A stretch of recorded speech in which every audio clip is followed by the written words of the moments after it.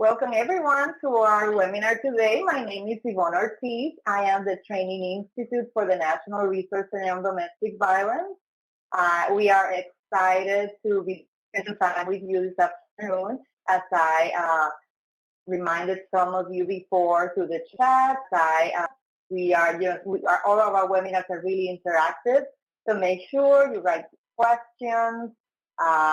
We'll make the best that we can to answer all of them. Before we start, I want to thank and introduce our team at the National Resource Center of Domestic Violence. We have an amazing group of people behind the scenes. I want to thank our technical support specialist or amazing person. That's Justine.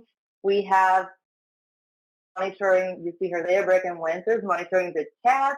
We also have on social media, we have Patty Branco. Thank you, everyone. And of course, we want to thank our caption Megan today. Thank you, Megan, for joining us. We are, like I mentioned, really excited. Our webinar today is called Beyond DVAM, Easy Ways to Actively Engage Your Communities in Domestic Violence Awareness After October. And we are so excited to hear from Rebecca de Leon and our very own Joe Ostrom there. Hello, guys. Hi. Hello. They are wonderful. Hi, guys. So, as you know, Domestic Violence Awareness Month is recognized annually as a time to bring attention to the issues of domestic violence in communities across the country and the nation.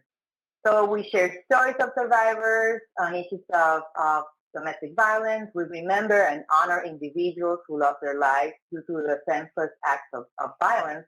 We raise awareness of trauma-informed approaches and promote the resources organizations have to offer. But just because, you know, we unite for 31 days doesn't mean that our awareness efforts need to stop. So today we're going to be talking about that. How do we move on? It's not only about October, it's about the entire year. How do we move a campaign that we have from just 31 days to 365 days? We are, like I mentioned, excited to have Rebecca and Joe. We want to make this conversation exciting and engaging. So please feel free to write your questions, your comments. We'll be sure to engage in conversation. So we are, Joe? Yeah? I am. Facilitator? All right, you got the floor. Go ahead, Awesome. Rebecca. All right, thank you. Thank you so much for that introduction, Yvonne. That was great. So I'm really excited to be here presenting also with Joe. So a really quick background on who I am and why I feel like I am qualified maybe to talk about this. I am doing this webinar on behalf of my consulting firm, Lionheart Consulting, but I am also the communications manager for Planned Parenthood of the Greater Northwest and Hawaii. I have been doing over 8 years in specifically nonprofit marketing and communications. For the past 4 years, I have been working in domestic violence sexual assault prevention. I used to work with Casa de Esperanza's National Latino Network. And so for those years, I have been doing a lot of work with the DVAP, which we'll talk about soon, and with Domestic Violence Awareness Month. And you know that we are all completely jealous that you get to be part of Hawaii and represented in Hawaii. So, at least I am. Pretty fun. That's all I can say. Hi, I'm Joe Ostrander. I'm the communications manager for NRCDD, and thank you everyone who's joined us so far. We really appreciate you coming on. I know that there are some people out there in our attendees list who have a group of people in a room. So welcome to the group. We appreciate it very much. I have been the communication manager for NRCDD for about 4.5 years. I come from a long time in communications marketing, about 20-some years in nonprofit. For that, I worked in for-profit communications as well too. So hopefully, Rebecca and I will be able to provide you some tips and tools and things that we will be helpful to you today as we talk about bringing awareness beyond domestic violence awareness. So what are we going to talk about today? So we're going to talk about awareness efforts around gender-based violence. We want to expand awareness beyond Domestic Violence Awareness Month. So going those other 11 months of the year, those other times, and making sure that we can continue our message and our brand and our awareness efforts and all that comes with it through the whole year round. Hopefully we're going to provide you with some tools that you can use to keep this message going, to advance your brand and advance the cause. I know we'll share some successful campaigns, some examples of successful campaigns, and Rebecca has some great ones I know that she has planned to share. And then we're going to also provide tips on enhancing your social media presence, on how to make sure that you are utilizing it to the best of its ability. That's what we're going to talk about today. And I think Rebecca wanted to start with a poll question, right? Yeah, so before we start, we actually just wanted to get a feel for how familiar you all are with the One Thing campaign. So we're going to pull up a poll here. I believe Brecken is going to pull it up. There we go. Someone. Nice. So how familiar are you with the One Thing campaign? You can say, I've been very involved with the campaign and I love it. I've heard of it, but I haven't done anything with the campaign. Never heard of the One Thing campaign. If you've been involved with the campaign and you don't love it, too bad, that's not an option. Yeah. We don't want to know about that. Yeah, don't tell us. We only want to know if you love it. So we'll give you guys just a few more seconds there. All right. All right, looks good. It's actually pretty evenly spread. Yeah. So we have some people who haven't heard of it, which, okay, well, you will after we're done with this today. We'll get you some more information about how you can get involved and how it can enhance your own awareness efforts.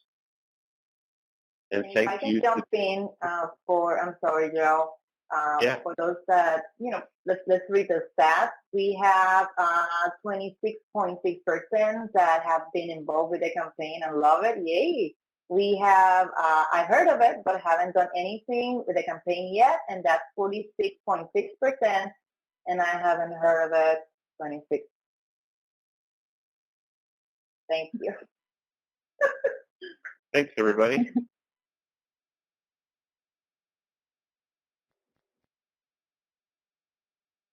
Right, we'll go back to our presentation here.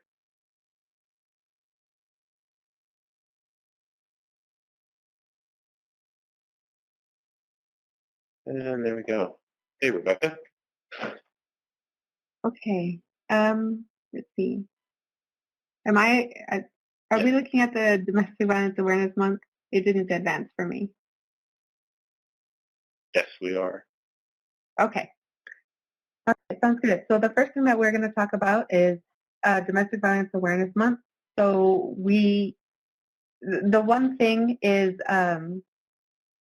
we have One Thing and hashtag One Thing and hashtag Una Cosa, and they're the main national theme for Domestic Violence Awareness Month, which happens in October every year. And so what we kind of wanted to talk about is, I don't know how familiar you are with Domestic Violence Awareness Month. Hopefully you're fairly familiar, even if you're not familiar with One Thing. But every October, we have Domestic Violence Awareness Month where domestic violence organizations, law enforcement entities, we have attorneys' offices that work with, various criminal and immigration related to domestic violence. They all kind of come together to band under this awareness campaign. And the official color is purple. And so every October, we try to raise awareness about domestic violence using the color purple and now using hashtag Una Cosa or hashtag One Thing.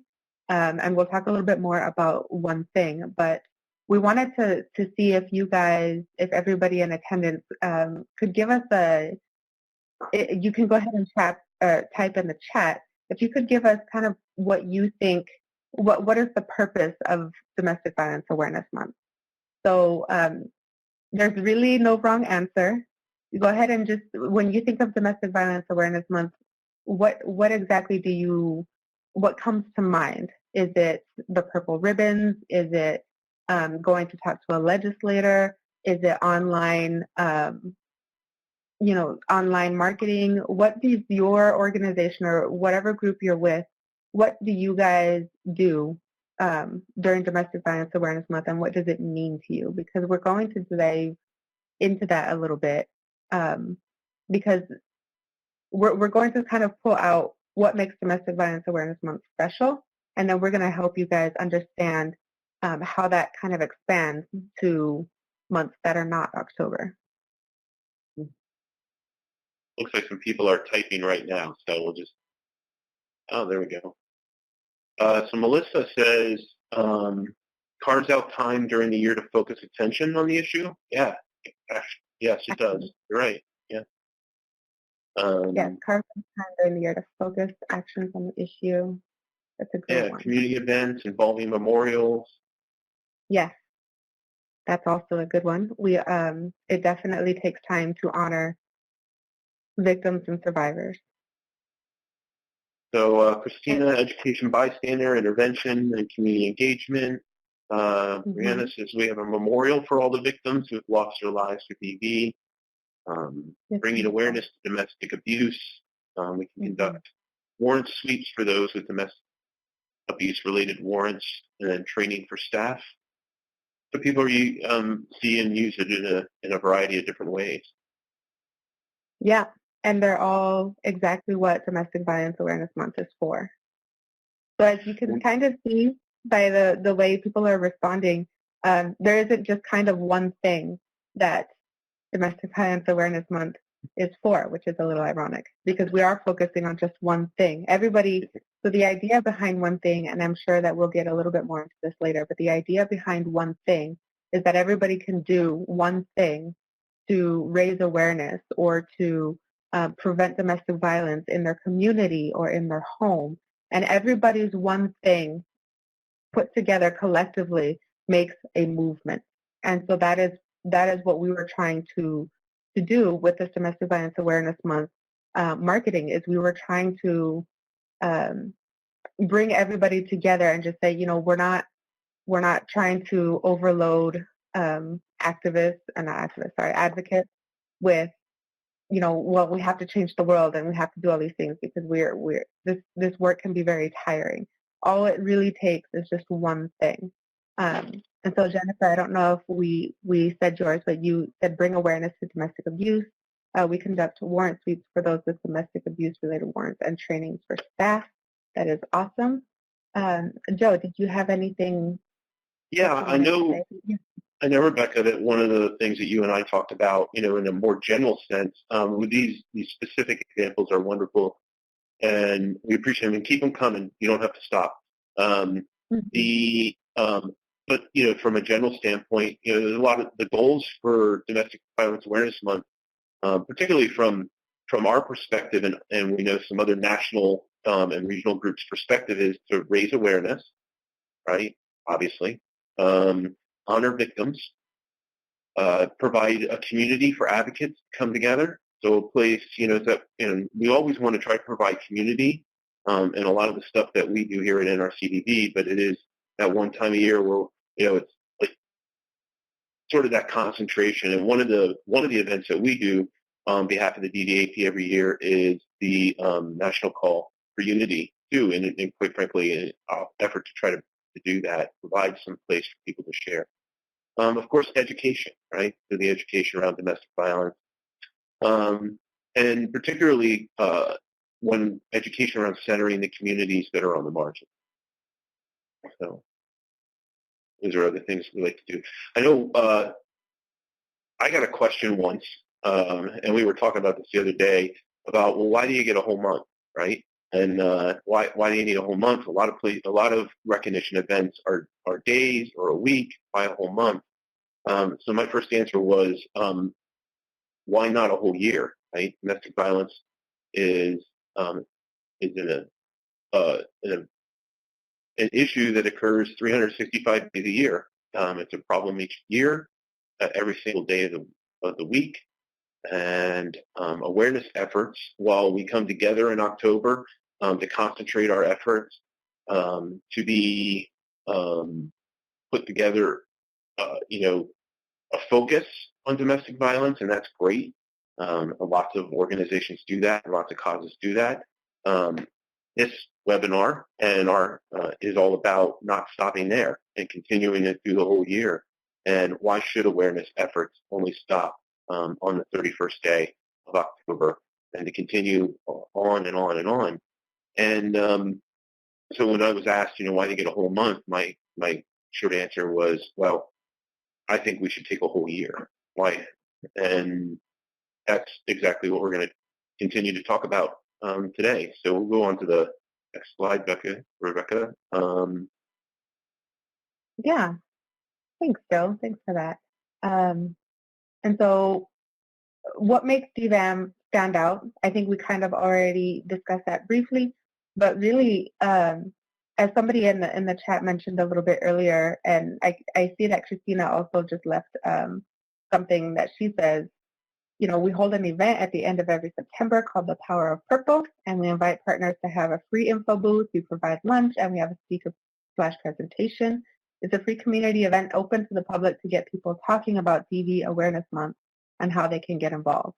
That's awesome. And so we've had a lot of people comment in the chat about things that they do, and it is a concentrated effort. And so those are probably often not things that you might do, on a day-to-day basis. You have a lot of other things that you need to always be doing. So what makes DVAM stand out in addition to these efforts is that there are graphics that are readily available by NRCDV, NNEDV, API GBV, the National DV Hotline, No More, Casa de Esperanza, and we can give you more information about those organizations if some of those are not familiar to you. Rebecca, we should probably say that that's not the only organizations that make things available. Throughout this whole presentation, we have some lists, we have people that, some examples, and by far it's never an exhaustive list. There are always other organizations.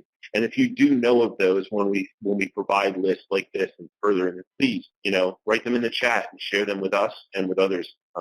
We might find out somebody we don't know about. So sorry to cut you off. I just wanted to mention that. No, that's perfect.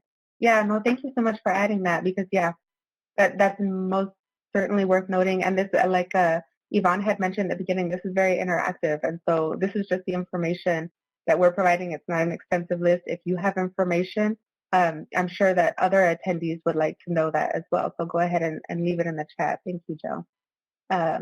But the kind of graphics that are readily available are often produced specifically for Domestic Violence Awareness Month. And so they have, in the past few years, they have used the hashtag one thing or hashtag una cosa. And the idea was that this is DVAM, this is the one thing that we're going to do, this is the one thing we're asking for.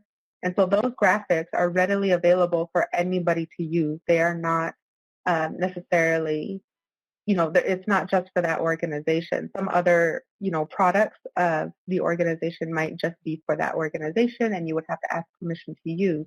But specifically for DVAM, those are readily available for any and all organizations to use in their awareness campaign. And so there's kind of an extra amount of graphics produced specifically for DVAM. And in the chat, Brecken has very kindly put in some links that you can go. We're going to talk a little bit more about DVAP, the Domestic Violence Awareness Project, in a minute, but there is the link if you want to take a look right now. And the one thing graphics that have been produced, I think for the past several years, are on that link as well. And so, like I had mentioned earlier, not only are there extra graphics, but it's kind of everybody comes together under the big purple ribbon. and it's often recognized by other large organizations and city governments. A lot of local governments will dedicate a day. The mayor will often have some sort of proclamation or maybe even an event, and that is often kind of led by domestic violence awareness coalitions, shelters, organizations. And so we'll talk a little bit more about how you can get that to happen in a city near you. So, Joe, do you have anything else? No, that was good. Thanks. Awesome. Uh-huh. So we talk about what are your goals then, when we go beyond October. So Rebecca went over things regarding Violence Awareness Month and goals. So what are the goals outside of October? Well, quite frankly, they're really the same. Again, raising awareness, honoring victims and survivors, providing community for advocates, enhancing education around DV, and centering communities on the margins. I would also like to add some other general goals about engagement, audience building, fundraising, right? A lot of people, lots of organizations and people around here have fundraising goals, and Domestic Violence Awareness Month is a time when a lot of people use will focus on their fundraising goals, but you need to fundraise year-round, just like you need to do awareness year-round, and it's a great tie-in. And then also conversation shifting that conversation. Where do you want it to go? Particularly when we want to talk about intersecting issues, marginalized communities, centering the voice of survivors, making sure that those conversations are shifted towards the real issues and away from often what the stereotypical issues people want to talk about when it comes to So when we talk about going beyond Domestic Violence Awareness Month, we have some examples that we're going to be coming up, but one of the most recent examples, one that will be coming soon, of course, is Teen Dating Violence Awareness and Prevention Month, which happens in February. So it's only a few days away. And for Teen Dating Violence Awareness Month, we like to, at NRCDV, we like to follow the lead of other organizations who focus on youth voices. We do not really focus specifically on youth voices, so we like to follow the lead of two organizations, Break the Cycle and Love is Respect. They each take their themes, and we will take and develop and run with them. We use them sometimes outright, and we also then will tie in our own one thing theme to those as well. So Break the Cycle this year, his theme is Outrage into Action. You can find toolkits and themed events and social media events that they're holding throughout the whole month of February at their website, and it's listed there. Love is Respect also will be coming out with an action guide, and their theme this year is actually one thing. So they took the one thing theme and made it their theme for Teen Dating Violence Awareness Month. And we're excited about that. They're going to be hosting a webinar, and they're having social media events, and you can find more information about their events as well at their website. NRCDV is obviously hosting this webinar, which isn't specific for Teen Dating Violence Awareness Month, but it's a great prep tool for the things that you're doing, and hopefully the tips we'll be giving you today you can use to help with that. So another quick poll question. We talk a lot about toolkits. Organizations like ours love to make toolkits and advocacy guides and action guides and do a lot of this stuff to try to help people out with their awareness efforts. So we want to know what part of toolkits in this type are the most helpful to you. And if you can vote, and then we'll let you know how it goes. And if you aren't super familiar with the toolkit, just know that each of these options that we provided are fantastic. So just pretend they're all amazing, because they are. And then go ahead and vote for what stands out the most to you.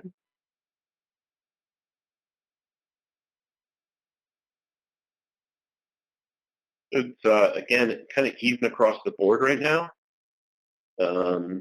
with graphics for social media and campaign ideas, taking a very small lead. Oh, now training materials. I sort of feel like I'm calling a race or something at this point.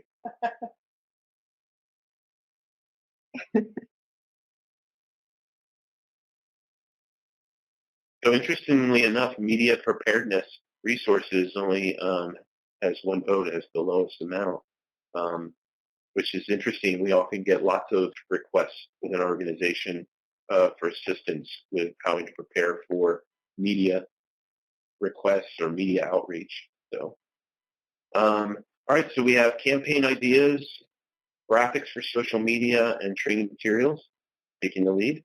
Thanks, everybody, for that.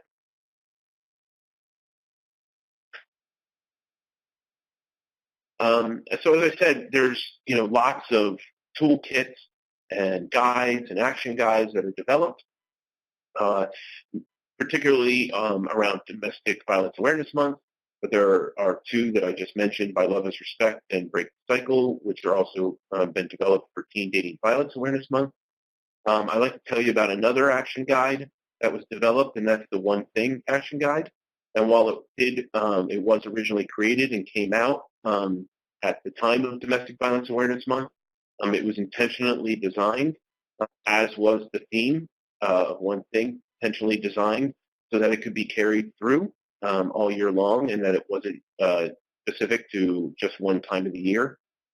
We have the guide available for download, but we also have an online version of it, and that's at the Domestic Violence Awareness Project website, which is dvawareness.org. I'm sure Brecken will put that in the, actually she's already put links in the chat regarding getting to that. So thank you, Brecken. And just a quick thing about the Domestic Violence Awareness Project. Rebecca mentioned it before. She had made some mention of it. That's a project that is one of the key initiatives of the National Resource Center Domestic Violence. And that project is made up of an advisory group of organizations from a really diverse manner of organizations who help advise about awareness efforts around this project. They get the credit, and we're very happy and get the credit, the advisory group, for coming up with the One Thing theme. We wanted to come up with something that was easy to say, easy to use, recognizable, could be used in multiple audiences, from multiple organizations, multiple professions, and something that would resonate with people. And we think they did a great job, and we're very happy and proud of that, and we're proud to be part of that group. And so I just wanted to throw out a shout out to the Domestic Violence Awareness Project Advisory Group coming up with that. So thanks. This is just a quick screenshot. Oh, sure. Go ahead, Rebecca. Sorry. Yeah, if I could just jump in. Thank you for mentioning that is a group that I was involved in for a couple of years, and I loved it. I love the collection of ideas. There is a lot of thought that is put into it every time that group gets together. And the thing that I kind of want to point out as we're looking at these One Thing graphics is that they're obviously created for the entire campaign, the Domestic Violence Awareness Project. All of the materials that were available that were mentioned in the poll earlier, these graphics, the media awareness, campaign ideas, all of that was created by this group with input from all members of the Domestic Violence Awareness Project, specifically for advocates and advocates and nonprofit organizations. So anyone can use them, anyone who wants to participate in domestic violence awareness, but these were created specifically in keeping in mind that, as we all know, nonprofit organizations often kind of have to make magic out of very few resources. And so sometimes, domestic violence nonprofit organizations, coalitions, shelters don't necessarily have maybe a dedicated comms person who has time to create all these graphics from nothing, or who has time to put together a large marketing campaign. And so this was the idea, to make it as easy and as accessible as possible so that organizations that have, so much to do already can just grab them and they don't have to put forth very much effort. And so that was kind of the idea behind creating all the graphics and the walkthroughs for the media, the campaign ideas, and for this webinar too. Great. And for the people who voted about campaign ideas being one of the most important things in the toolkits, the DVAwareness.org website has an entire section that just lists campaign examples and very successful ones that have done. So please check that out. So we continue past, right, October, other year-round opportunities. So there's lots of awareness months, right? Awareness months, days, weeks, sometimes hours, lots of them, sometimes too many to follow. This is just a very small list, a very short list of some of the awareness months and events that NRC TV uses to bring awareness, not just of the issues around the month, like Human Trafficking Awareness Month, which we're in right now, but it really, interestingly enough, how they intersect with gender-based violence, because as we know that there are so many intersecting issues, and awareness months, weeks or days, whatever they happen to be, are a great opportunity for you to not only hold up another cause, but to show how they intersect. And again, this is just a small listing. The DVAwareness.org website also has a larger list, and probably definitely not exhaustive list, of other recognition months that you can use to follow and be part of and partner with people. And so this is just a few.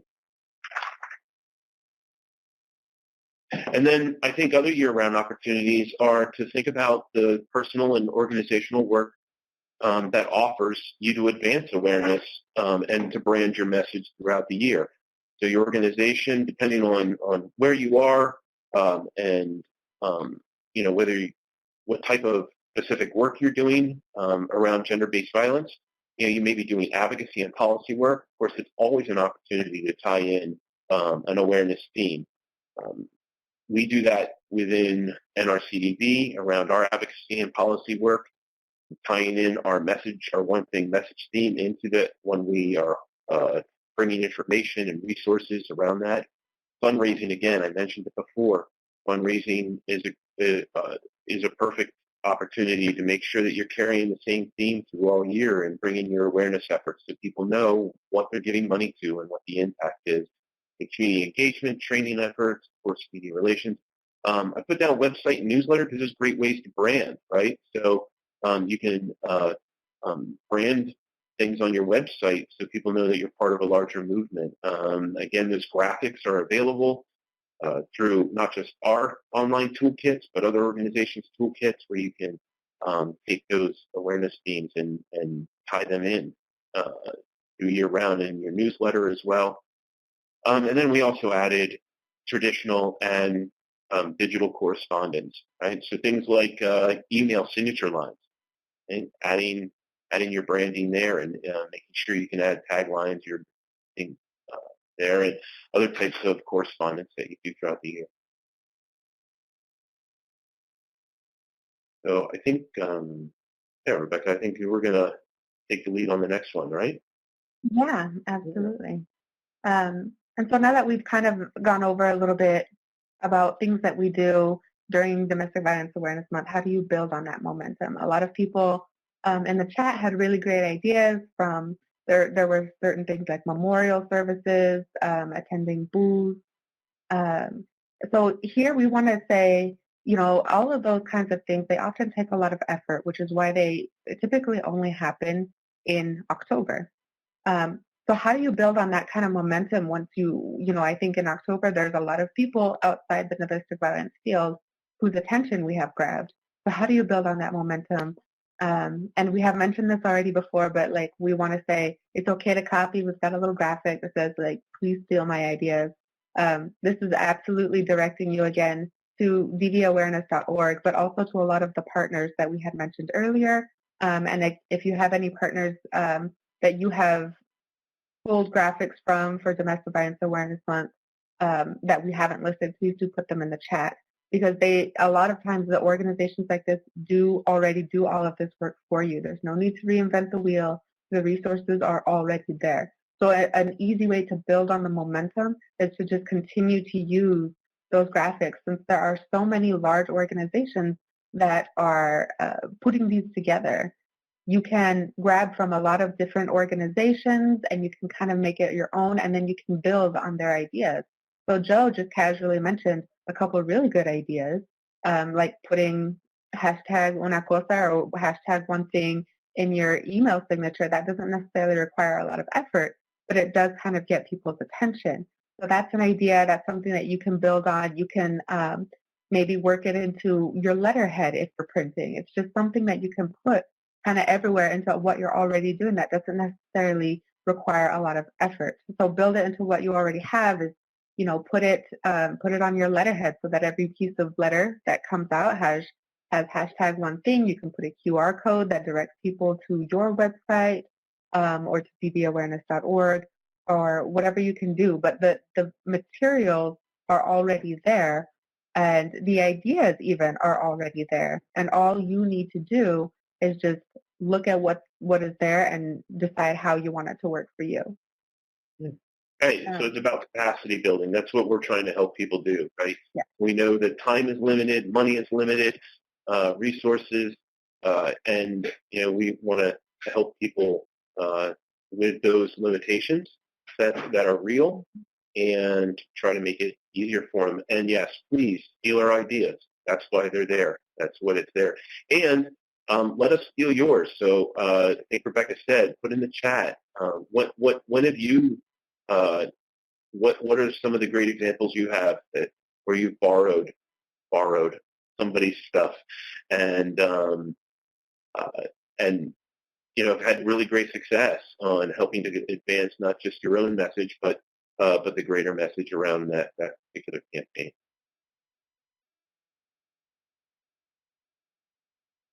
Yeah, so again, these are just a few, not an extensive list, but these are just a few toolkits and marketing guides that we have often pulled from for domestic violence awareness projects, not just in October, but throughout the year. Break the cycle and love is respect, as Joe mentioned earlier, those are specifically teen dating violence, and so those are really, really good to pull during February because it's Teen Dating Violence Awareness Month. The National Clearinghouse on Abuse in Later Life, that is June, would be June 15th. It's actually World Elder Abuse Awareness Day, but the entire month of June is Elder Abuse Awareness Month. And so you can also, I think Joe also mentioned this a little bit earlier, you can also kind of combine awareness months. So June is also Pride Month. And so I think that the National Clearinghouse has not just elders, but they have things for Latino elders or immigrant elders or LGBT elders, people who have experienced abuse. And so you can use kind of all of these different ways to sort of capitalize on marketing campaigns that already exist in order to raise awareness for what you want people to be aware about, I guess. Yeah. Great, thanks. Rebecca, I think some of the next ones are some of the examples that you wanted to do regarding non-digital examples. So, yeah. Yeah, so these were examples that I pulled just because I really liked specifically how they were quite easy to do,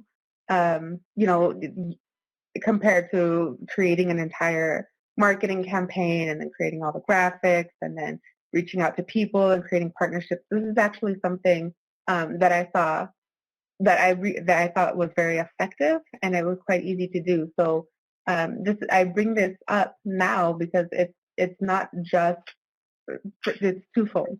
One is you don't just have to do all of your awareness on the internet, and two, you don't always have to do all your awareness in the community either, but it's really easy to build on other people's ideas. So here we have Community Chest Nevada in Virginia City, which is in Nevada, and you have to get permission to do something like this, of course.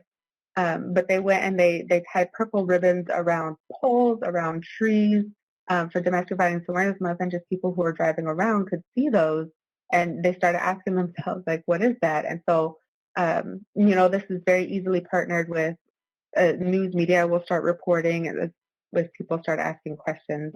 And so let's go on to the next slide, if that's all right, for another example. Sure. Yep. So, this is in Hennepin County, Minnesota. This is that famous St. Louis Bridge.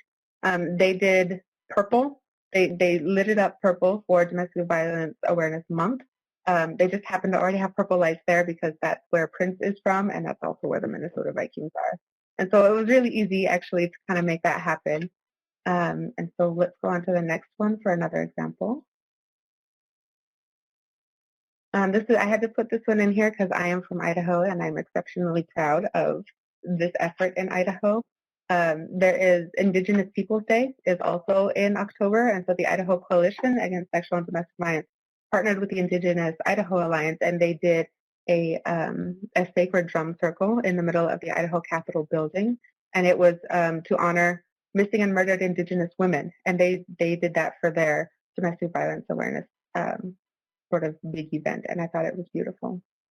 So if you want to go these are great non-digital examples. Often we in the national side we develop all this stuff, and a lot of it is focused on digital media, social media, and all that.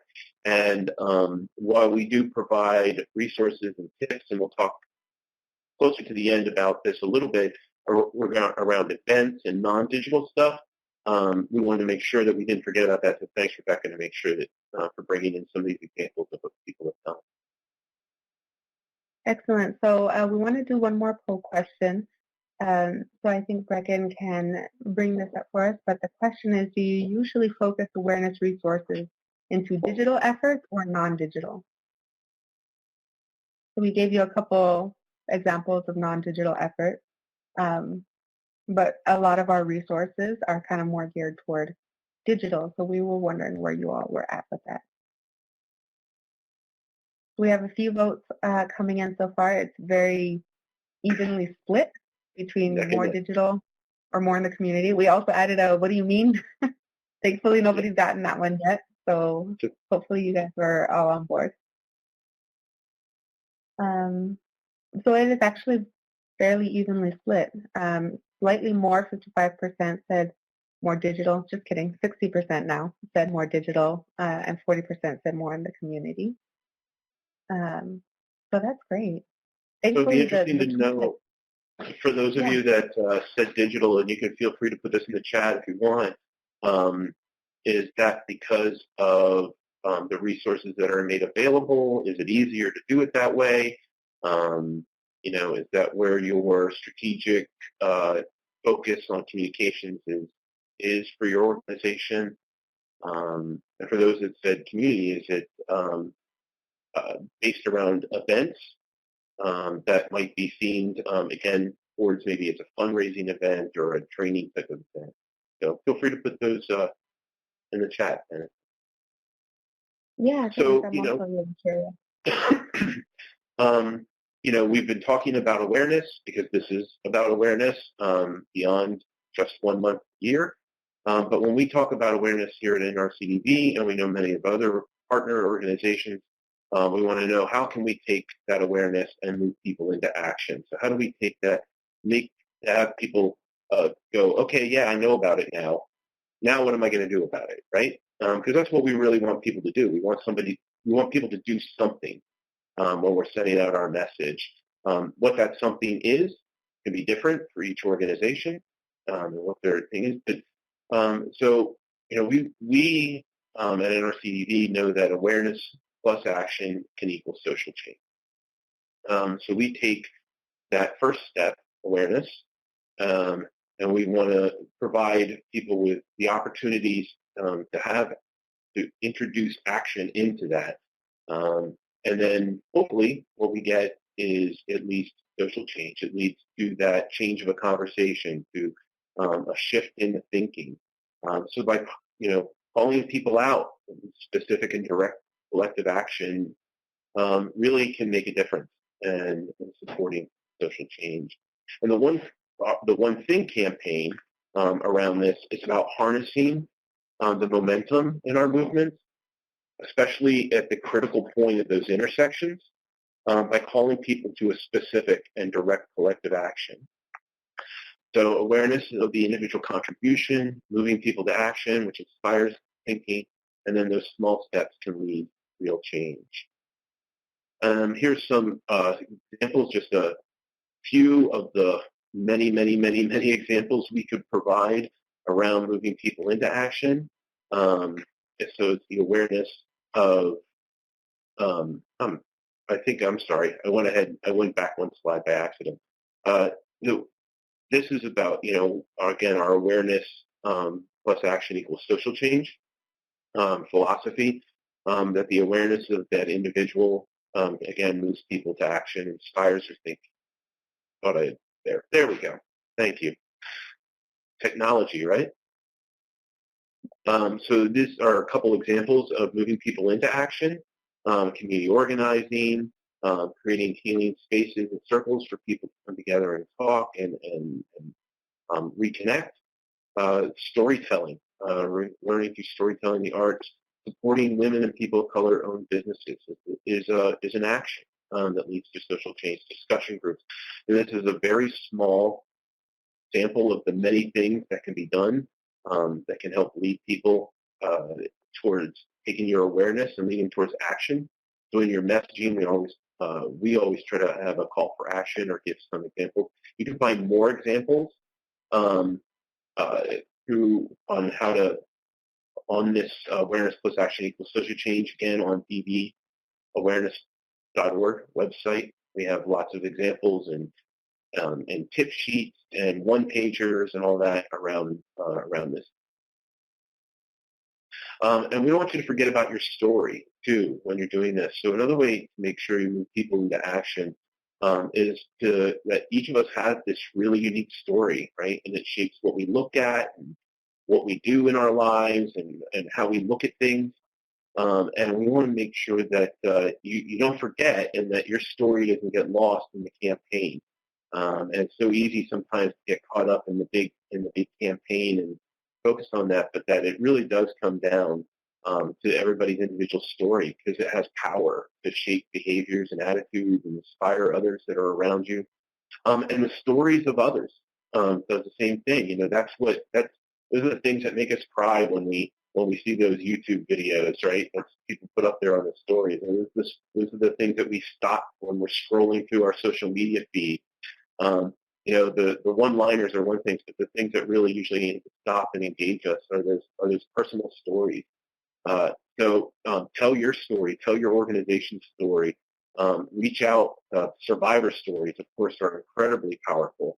It shows the impact that your organization, that domestic violence has on them, and it can also show the impact that your organization can have on helping to help people repair their lives. I think there you go. Yes. So, although a lot of nonprofits and whatever kind of organization that you might be representing, a lot of them don't often have a lot of money to invest in, maybe a lot of professionals that can sit around a table and spend a lot of time bouncing ideas off of each other. But it is a good idea, even if it's just like a one-person show, to really sit before you do something, really sit and think about how you're going to form your organization's approach. And so we have listed out the main questions that you should be able to answer for yourself, which is, what is your organization's expertise? I went too far. So. You got too excited. Yep. What is your organization's expertise? Which is to say, your organization has an expertise in wherever you're at. Organization or an expertise in domestic violence in your county. Maybe your organization's expertise is community, a certain kind of community, let's say immigrants or refugees or API or whatever it may be. What is it that you specifically bring to the Domestic Violence Awareness Month table? And so then you can ask yourself, who is your target audience? What resources do you have, which is time and money? What is your message or your call to action? And then what will your message look like? And so So let's go ahead and I would say to add to that many of the action guides and toolkits that we've talked about can help provide guidance around helping you to find answers to those questions. It's very easy to ask questions when you're trying to develop these types of things, and sometimes it's really hard to answer them. And the One Thing Action Guide does provide sort of a roadmap to help you come up with some of the answers for each one of those types of things that Rebecca just mentioned. Yeah, thank you. And so this is kind of going back to these were the awareness goals that were mentioned as what we're trying to get accomplished, like Domestic Violence Awareness Month. And so these are actually the awareness goals that we're going to continue throughout the year. So when you're sitting there and you're thinking to yourself, okay, and you're asking yourself all of those questions, what are my resources? What's my message? What am I going to put out there? Keep these goals in mind. So one of these goals, you want to raise awareness about domestic violence. And your target audience is going to be people outside the domestic violence field. So how are you going to reach that audience? It depends on who you are and where you're at. Where are the people outside the DV field? Where do you recognize them to be? And so you have to ask yourself that question. I believe that NRCDV offers, I might just be making this up, but do you offer any kind of training in TA to help with people who have these questions? Yes, we can do that. I can tell you that when we look at this, when we thought about this question, because audience is always, sort of that huge question that everybody has. Often the answer either starts at or sometimes circles around at some point in the conversation of everybody, right? We want everybody. So we have it's a famous saying. I didn't come up with it, but I use it all the time, which is an audience of everyone is an audience of no one. So realizing that you cannot speak to every single audience that you think you care about right now at the same time. It will get lost in this thing.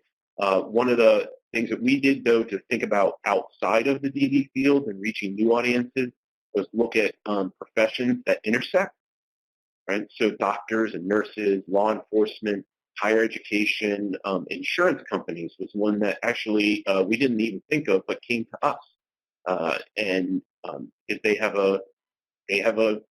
an interest in wanting to keep people safe, right?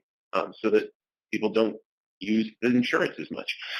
And they have an interest in that. So it's looking at the impact and the action. That's impressive. Another one of the awareness goals is to honor victims and survivors of domestic violence. A few people in the chat earlier had mentioned they do memorials during Domestic Violence Awareness Month. That is absolutely appropriate and it's really beautiful. But how can you do that year round? How can you always be honoring victims and survivors and their families? It doesn't have to necessarily take place as this big grandiose sort of memorial, but you can still do that. And so victims and survivors and their families, they're very, very interested, but they are also oftentimes in various stages of healing. And so your message to them when you do reach out to them is a little more differently, hopefully, than when you're going to be reaching the previous audience, which is people outside the DV field. And so this is why you should always be asking yourself these questions of who's the audience, how am I going to reach them, and what am I going to say to them? Yeah. I remember this is where those stories really come into play. To always, and that, let this, when you want to craft messages for particular audiences, the best way to do it is to ask that audience. So when center the survivors' voices, let them lead, and listen to what it is that they want and what speaks to them. Yeah, and also always remember to be trauma-informed, to use trigger warnings, self-care, spaces where it's okay for people to take care of themselves. Those are all very important.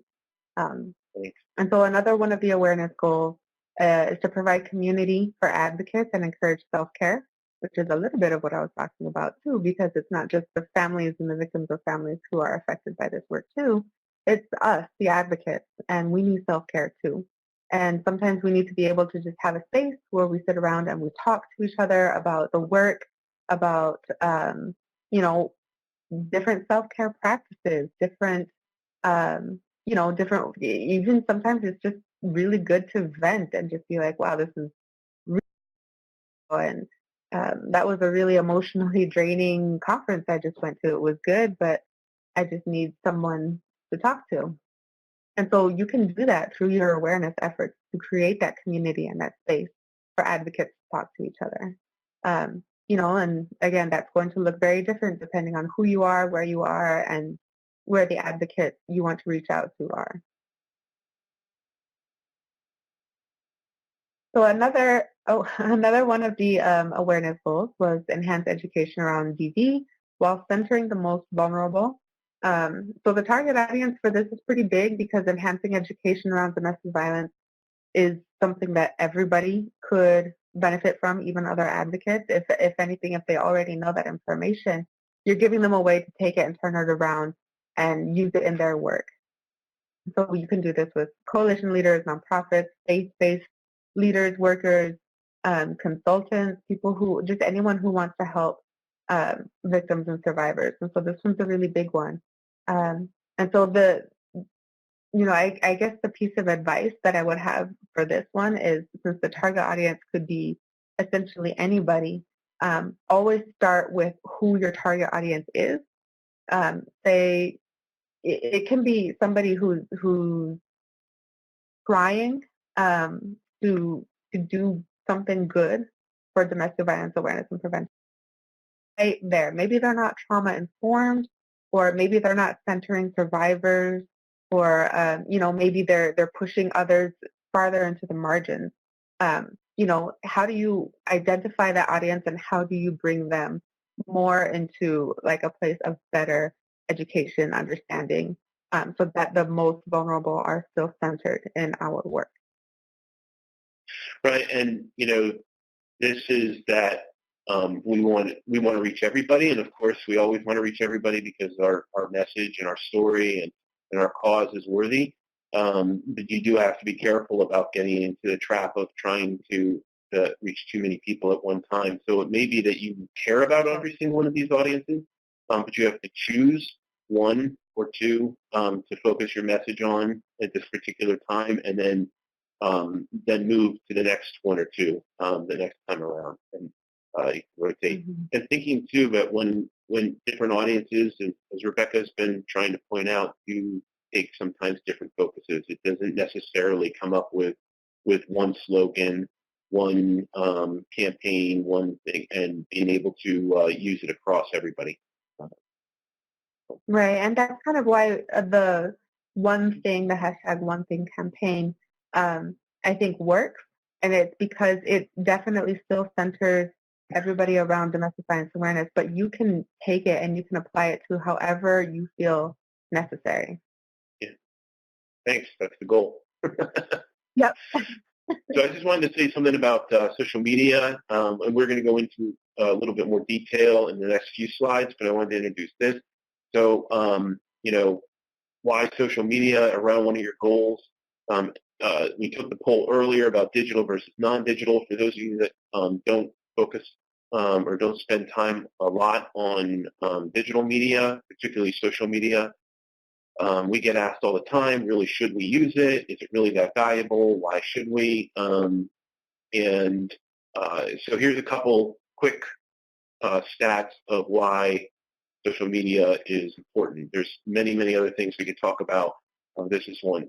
So 43% of people who attend or participate in some charitable event because of a social media trigger. Something they saw on Facebook, a tweet they saw, an Instagram post, a Snapchat invite, whatever it was, that there's something there that they saw or found out about through social media and participated in the event, went to the event, gave to the event, spoke about it, whatever it was. That's a pretty good return. uh, passing out flyers in organization, in communities, and traditional advertising is still something that I say you should do as your capacity allows. But the bang for your buck through social media return is obvious. This is specific about Twitter. 55% of Twitter users who engage nonprofit or move to some type of action. That goes back to what we talked about before, right? The awareness plus action equals social change. Awareness for awareness' sake isn't the end result. It's great that people know about you or your cause or your issue, but you don't want it to end there. You want them to do something. You want them to give money. You want them to write a letter. You want them to show up at your event. You want them to retweet. You want them to whatever it is. You don't want it to be end there. And this is just another that shows that people are engaged, and that it's become a place for those to be. We're going to talk a little bit about capacity too, or we brought it up too, and about so how do you do all this, right? Sometimes you just can't do it all. So Rebecca's got some other little tips you may or may not know about. Yeah, and obviously we're going to talk about how to create graphics, and Canva is sort of at the forefront of that. But before I go into that, I just wanted to mention something that Joe made me think of. And with that social media stuff, I know, Joe, it's very thought-provoking. It was great. But I think sort of you mentioned that people have questions about, like, is it really worth the time, social media? Is it really making a difference? And I think that question kind of comes because a lot of people they use this term slacktivism. Slacktivism? Yeah. So it's internet activism, but really all you're doing is you're retweeting something or you're sharing something onto your Facebook, and then you kind of pat yourself on the back like, well, I'm doing a good thing. But it's actually, it really is a lot more impactful than I think people often realize. And so I don't remember where I read this, but I remember it was from a reputable place. But somebody did interviews with a lot of different people who used to be kind of very, have beliefs that were considered very racist. And then they kind of came over and they started realizing, they started recognizing power and oppression, and and then they started kind of coming out of that mentality. And a lot of time, these interviews that were conducted, a lot of the people said it was actually my mind started being changed through social media, because if they aren't willing to hear the conversation, they are willing to sort of be somebody who's eavesdropping on the conversation and kind of watching somebody else maybe go back and forth with something that they, and hearing the other side without it being so sort of in your face. And it actually turns out that there is a lot of power in that. And the more people start seeing that, the more they're sort of exposed to sort of like the other side of how they believe. They do kind of slowly come around by watching other things happen on social media. So I just wanted to throw that in there really quick. But let's talk about graphics. And so we've mentioned several times before, a lot of people don't have like a graphic designer on staff. Maybe they don't have somebody who has like a dedicated, I'm going to make graphics position.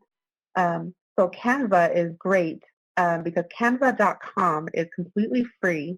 And it's something that you can go into, and they have a lot of graphics already prepared for you. They have the templates. They have the like social media sizes too. So they will tell you, do you want to post on Instagram? You need this size, and it's got the template already for you. You can choose a background. You can choose like, pretty fonts. You can choose all kinds of things. You can input your logo. You can input your own images. It's very, very user-friendly, and it's completely free. And you can export it into a PNG or a JPEG, or even, I think, a PDF might be the paid version. There is a paid version, but you can probably do everything that you need to do with graphics for free through Canva. These other ones are paid. You do have to have a subscription in order to use them, but they are a really good way to get stock images for your graphics. And so if you don't have a camera, believe it or not, your cell phone cameras these days. They have amazing cameras on them. And so don't discount just taking your cell phone and going to maybe an event and taking pictures, because it really can work well. But stock images do definitely have kind of a bit of a more professional air to them. And so Adobe Stock is the one here on the far left, Getty Images in the middle, and then Shutterstock is on the far right. You can just pay for like 1 month, or hey, look, a free photo site is unsplash.com. So check these out, and if you have any free photo sites or any free ways or cheap ways to make graphics, please do put them in the chat. This is awesome. This is a great place to share them. But these were the ones that I usually use. And then here, I just wanted to give a shout out again to NRCDV for producing these on behalf of the Domestic Violence Awareness Project. So these are some of the graphics that you'll be able to find on dvawareness.org and that you can use. You can even co-brand them. So you'll see that it has the Domestic Violence Awareness Project logo in the bottom. But you can also put your own logo on that and then put it on your own social media or print it on your materials. As you can see, I just wanted to show because I think these graphics are absolutely beautiful. They're super fun. I like the doggy and I like the woman with all the words behind her. And I think they're great and they're completely available for you all to use. So yeah, I'm going to go ahead and pass it back to Joe for some social media. Thanks, Rebecca. We appreciate that. And I am going to give a shout out to Justine on our staff, who is really the grandmaster behind just about all of our graphics stuff, produces a lot of that. We are very fortunate to have a graphics person on our staff who is very talented, and so we're really happy with that. I'm glad that they do. Along with, I posted in the chat a bunch of links to free photo sites that I use. Unsplash, Life of Pics, Gender Photos, Vice. I'll put a couple more up when I'm done talking and put them in there. So please steal those. I use them to find photos to use that we can in our social media. And if you have some that aren't up there already, please share them, because I'm always looking for who doesn't want to find places to find or know about places to find free photos. Especially really good ones. The Gender Photos is great because it's a fairly new site that came out, and it includes photos from trans people, which are really impossible to find on general mainstream sites, right? There we go. That is all right. Rebecca, I'll be quiet. I'll let you go on with the next part here. Wow, no, I'm so excited about Gender Photos. Like, I have been looking at those kinds of photos. That's amazing. Okay, so we're about to wrap up here, so this will be fairly quick, but some social media tips for you guys while you're planning your online. This is, again, obviously just online. But if you're planning online and you don't have a lot of time, you got these beautiful graphics from Justine at NRCDV. Yay, Justine. But you don't have very much time to invest in social media. Here are some tips to make this easy. The 3 main tips that we have for you are create sample messages for yourself and others. We'll get to that in a sec. Schedule posts and plan ahead. This is very much one of those job description opportunities that you want to front load, and then the rest of it will be super easy. And so under create sample images, we have make it easy for your audience to participate. So let's say, for example, that you want to start a Twitter chat, or you want to have a Twitter chat with a lot of your partners, your friends at other organizations, people who are willing to support you and dedicate some time to you. If you make it easy for your audience to participate, they're much more likely to come with you. So if you want to say, hey, we have this, I don't know, let's say you have this event that you want help letting people know, all you have to do is create sample messages and send them to all of your partners. Say, hey, I've created 10 sample Twitter messages, 10 sample Instagram messages, send them to your partners, and all they have to do is copy and paste. They're much more likely to do it than if you just ask them. And another one is provide hashtags to help your posts grow and be easier to find. I think most people are pretty familiar with what a hashtag is now. When you are creating a hashtag for, let's say, an event or something that you're trying to do, it is a good idea to look up that hashtag first and make sure it doesn't already have traction for something else. Learn that lesson the hard way. Tag organizations and individuals that are relevant to your message. I would also strongly suggest, though, that you let them know you're going to do that. Reach out to them beforehand. Tell them what you're wanting to do. Ask them if that's okay. There's probably very little reason why they wouldn't be all right with that. And then link to resources, your own or others, that bring value to your audience. Definitely always be thinking about what is the audience going to absolutely need versus like what do you want them to walk away with. Sometimes we think that we might know what they need, but not necessarily that's true. But always provide links so that they can investigate it on their own. Yeah, so then we want to make sure that you schedule, right? So the other thing is timing matters and time matters. One of the things about social media is it never stops. No matter how much you want it to sometimes, it never stops. It can always be on. What do you follow? When do you put things out? There are tools that you can use to schedule ahead of time, so you can, you can sit down and in 2 hours schedule out 4 weeks worth of posts, which are great. We use Hootsuite. There's Twitterfall and a bunch of other ones that whose names are escaping me right now. So please feel free to jump in. That allow you to. Facebook has a built-in scheduling tool that you can use within itself. But timing matters too for scheduling posts. When do you post things? When will they be engaged? The ultimate thing is to know your audience. Some of the social media platforms will provide you with feedback analytics about when your audience is most often on. So, look at who your followers are. When are they online the most often? You can find that easily in Facebook's analytics. There's a little bit of that in Instagram, not so much in Twitter, but there are third-party tools you can use to find that out. But typically, posts published between noon and 3 during the week and noon and 1 on weekends get more views and clicks. I guess that's just because we're either at lunch or we're just, kind of like hit our afternoon stride where we're like, I'll just go and check this stuff out online at that point of the day.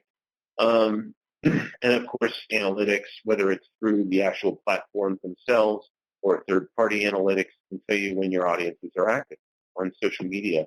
And it may be different from your audience. These are sort of the average across sort of social media, these time frames. But your particular audience, who your followers are, may be active at a different time of day. So this rule may not apply for you, and it's best to look at your own analytics for that.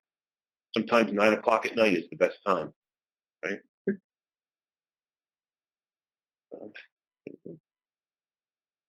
Then we want to plan ahead, right? Use many resources that are available from others. Remember, we like that recycling. Rebecca and I recycle in our organizations and what we do. We recycle our own stuff. We recycle other people's stuff. What you put on social media never goes away, but it can be forgotten about. So remember that just because you posted it, 3 months ago, doesn't mean that people will remember about it. And often they can bring it back and recycle that post, that actual post, or a similar one to that, and bring it back around, especially if there's relevant things going on. It's also nice to let your audience know what's coming. So if you're going to be having events, you're going to be planning online social events. It's sort of like bring the party invitation. Let them know what's going on. Have them know what's what's coming up, what you're going to be doing, and what you hope that they'll be part of. Then going back to the first tip, providing them with tools to make it easy for them to be part of it. Well, anything else? No, that's great. All right.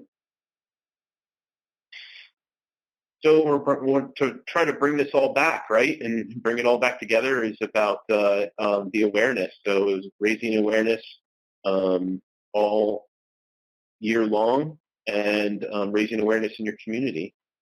So go ahead, Rebecca. Sorry, I know you had things you wanted to talk about with this. You were getting ready to say something, and I jumped in. I could see the face, but go ahead. No, you're good. So these are kind of the three main. Whenever I have sort of like a marketing campaign, especially when it's related to domestic violence or sexual violence prevention or any kind of, we're in January, so it's actually Human Trafficking Awareness Month right now, and it's also Stalking Awareness Month. And so whenever I'm heading into a campaign, like, oh my gosh, what am I going to do? The three main things that I always want to hit is get the news involved, get the government involved, and get law enforcement involved. And what that means is get the news involved. So that's pretty standard. Send out a press release, reach out to the news, tell them. You always have to tell them why this matters to people. They're not going to be able to, if you just say this is Domestic Violence Awareness Month, you have to tell them this is Domestic Violence Awareness Month, and it is important to you because of A, B, and C. Because in our county, a certain percentage of people have experienced domestic violence in the past year. Like, you have to kind of do that for them, or they might not understand why it's newsworthy. Get the government involved. So earlier we showed, people putting the ribbons around the trees. We showed, I don't need to show proclamations, but we showed the bridge that was purple. All of those things were because advocates went to government officials, probably with whom they had a good relationship.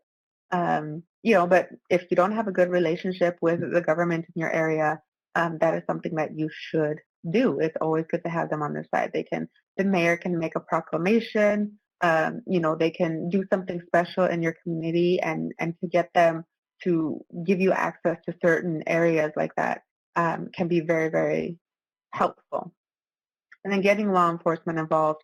Law enforcement has a lot of stake in good domestic violence prevention. So getting law enforcement involved can work twofold. One, you can kind of explain to law enforcement as you're working together what being trauma-informed is, and you can explain to them a lot of different things like, hey, if you're called to a domestic violence call, it's not a good idea if people don't speak English to have the child interpret, and these are the reasons why. But law enforcement is something that a lot of people trust, and a lot of them don't trust. So when you're getting them involved, make sure that you know what you're doing and why they're getting involved. So even something like having law enforcement involved, if you're holding maybe a rally or a march, getting law enforcement involved might make, for example, undocumented people more afraid to participate. However, if you're wanting to talk to a school and the kids have, a really good relationship with law enforcement, it's a really good idea to have law enforcement come in and do a training with you and explain to them, the effects of, domestic violence in the community.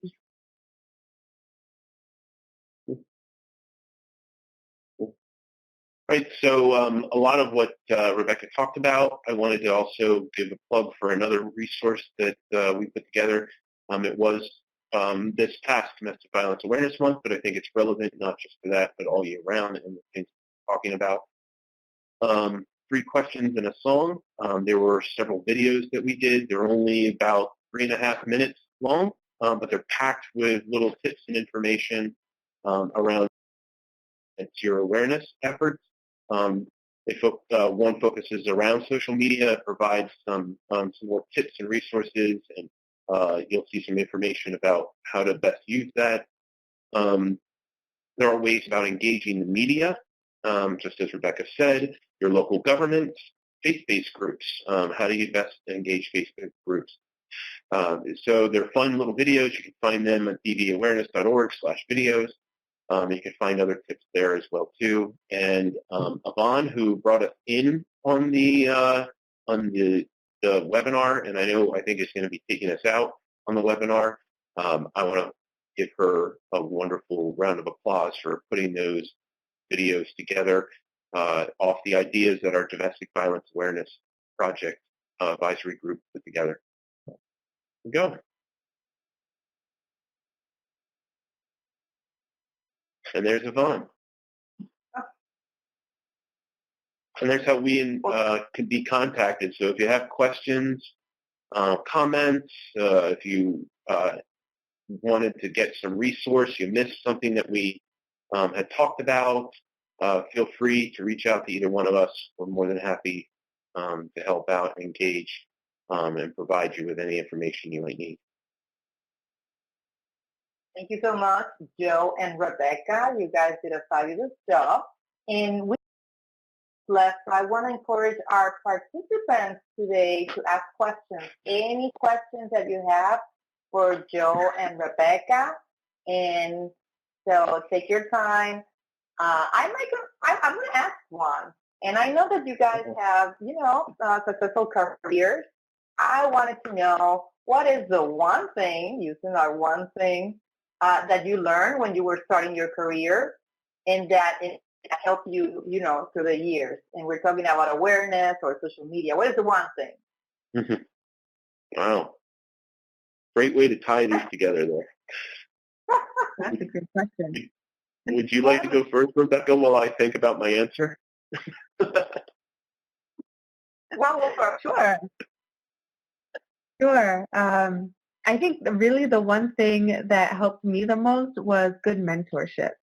I have had some really great mentors who were so patient with me. It took me a while, I think, to really get superly involved in the domestic violence, to learn everything from how to be trauma-informed to how to center survivors and how to center those on the margins. It did take me a while to learn all of that. And so the one thing I'm extra grateful for are some really great mentors. Mm-hmm. Great mentors. How about you, Wow. Joe? You have time. Wow, now I have to follow that. Okay. So the one thing that I thought about, I went back further. I went back to when I was trying to decide what I wanted to do when I grow up, and I was in college. And yeah, I mean, I had an advisor who helped me kind of figure out what I wanted to do. The one thing that I really did learn early on was to listen to your audience. And sometimes it's very easy to forget that. I've made that mistake, thinking that you get caught up in what you're doing. You get caught up in the campaign or your ideas, and I've done this before, so I know. And it's very easy to forget who you're trying to talk to and forget to listen to them and think you know what they need. I've learned it the hard way. So don't do that. So when we say talk to your audience and find out what they really need, we are doing that from experience. Awesome. Yeah. So let's see. I know that there's some people. Okay, we have Ida, and Ida is saying, I'm a new legal advocate across Timbers Family Services. This is all great advice. Yay! Thank you, Ida. Oh, well, you're welcome. Okay, guys, you have a question from, is it Corey Carey? Corey. About using images, specifically the gender spectrum collection. It mentions in the guidelines that the images can't be edited. Encompass, does that mean we can crop, resize, and add text or include them in graphics we create? I've used photos from that site, which is why I recommended it. And I'd have to look, again at what it specifically means. My guess is that they don't want you to color alter the photos, change the add your own graphics on top of them. That's my guess. I don't know specifically the answer to your question, but I would think cropping and resizing is a typical thing. Oh, maybe Rebecca knows. Great. So there is kind of like I don't know if it's like a legal definition for that, but when they do say that images can't be edited, it essentially means that you need to treat them as if it was your organization's logo, which does mean that you cannot, so you can't like cut off, a letter when you are cropping. You can crop a little bit, like if there's too much white space or something, you can crop it tighter. But you can't flip it backwards. You can't add text. You cannot. You can resize it any way you want as long as the resizing is proportional. But that basically what it means is like treat it as if it's your logo. Don't. So when you include them in the graphics that you make, you can maybe put them like in the center and then put a design around it, like put your logo on the top and some words or your logo on the bottom and some words on the top, but you really can't put things on top of them. And oftentimes, this one, the gender spectrum collection wasn't one that I was familiar with, but sometimes when that rule exists, you can still go back to the artist who created the original image and just say, hey, this is what I would like to do with your graphic, maybe send them an example and be like, do I get your permission to do this? And sometimes they'll just be like, sure, that's fine. And explain what you're using it for. But unless you have that permission, and always get permission in writing, but unless you have that permission in writing, you can't do any of those things with it. Hey, thanks for the very specific answer, Rebecca. Appreciate that. No problem. Yeah, thanks for the question, Corey. All right. Yeah, those are good questions. Yeah. I think that's it. I don't see anybody else typing. So thank you so much, Rebecca. Thank you so much, Joe. This was very valuable information. I want to invite all of our friends to visit dvawareness.org, where you're going to find information about our One Thing campaign. You can access the action guide that has all the materials that were shared with you today. Remember, and I'm sure you know, that it's Teen Dating Violence Awareness Month now in February. Check out Break the Cycle. Check out Love is Respect. They have great ideas and resources that you can just, take on and add to your awareness campaign. Thank you so much. This webinar is being recorded, so you can access it later on. And also, please, you're going to receive a message asking you to fill out a survey. If you be so kind, fill out the survey. If you have any comments for us, if you have any questions for us, you can add them to the survey.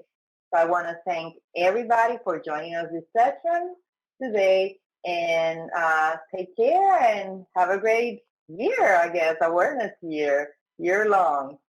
So again, thank you, Rebecca, and thank you, Joe. Take care.